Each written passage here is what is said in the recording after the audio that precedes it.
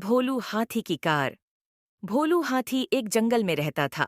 वह जंगल में रहना नहीं चाहता था। जंगल के पास से जो रास्ता गुजरता था, उस पर वह सुंदर और चमकीली कारों को आते जाते देखता था। उसका बहुत मन करता था कि उसके पास भी एक कार होनी चाहिए। एक दिन वह जंगल के पास वाले रोड के पास एक जगह खड़ा था। तभी पास ही में एक कार आकर रुकती है। कार में दो लोग सवार थे। उनकी गाड़ी खराब हो जाती है। गाड़ी को खोलकर ठीक करने की कोशिश करते हैं, लेकिन वह ठीक नहीं हो पाती। तभी उन्हें एक हाथी नजर आता है।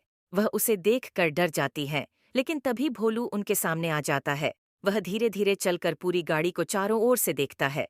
फिर वह उन दोनों को उसमें बैठने के लिए इशारा करता है। दोनों उसका इशारा समझकर गाड़ी में बैठ जाते हैं। उसके बाद भोलू गाड़ी को अपनी सूंड से धक्का देने लगता है। वह धीरे धीरे उन्हें जंगल से बाहर निकाल देता है। पास ही में गाड़ी ठीक करने की गैराज थी। दोनों उतरकर हाथी से कहते हैं, आपने हमारी बहुत मदद की। हम आपके लिए क्या कर सकते हैं?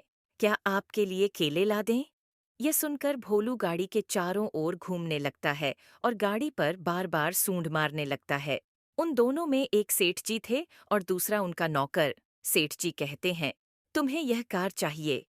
यह सुनकर भोलू हाँ में सूंड हिलाने लगता है। सेठ जी भोलू से कहते हैं, तुम जाओ बहुत जल्दी, हम ये गाड़ी तुम्हें देने आएंगे। भोलू मुड़कर वापस चला जाता है। सेठ जी का नौकर कहता है, ये क्या कर रहे हो सेठ जी? वो कौन सा हमें पकड़ लेगा? बेकार ही इतनी महंगी गाड़ी उसे दे रहे हैं। सेठ जी ने कहा, अगर वो चाहता तो हमसे ये गाड़ी छीन भी सकता था, लेकिन उसने हमारी मदद की। यह कहकर सेठ जी गैराज में चले जाते हैं। वहां के इंजीनियर को कुछ समझाते हैं। इसी तरह कई दिन बीत जाते हैं। एक दिन भोलू नदी के किनारे पानी पी रहा था। तभी उसे गाड़ी का हॉर्न सुनाई दिया। भोलू दौड़कर रोड पर आया तो देखा सेठ जी गाड़ी के साथ खड़े थे। उन्होंने गाड़ी को लंबा करा दिया था, बड़ा सा गेट लगवा दिया था, जिससे भोलू उसमें चढ़ सके। आगे दो बड़े बड़े डिब्बे जैसे रबर के बटन लगा दिए। पैर से आगे पीछे करने से गाड़ी चलने लगती थी। ये कार के पेडल थे। सेठ जी ने गेट खोला। भोलू उसमें जाकर बैठ गया। अब वह पैर आगे पीछे करने लगा, जिससे धीरे धीरे गाड़ी चलने लगती है। भोलू को बहुत मजा आता है।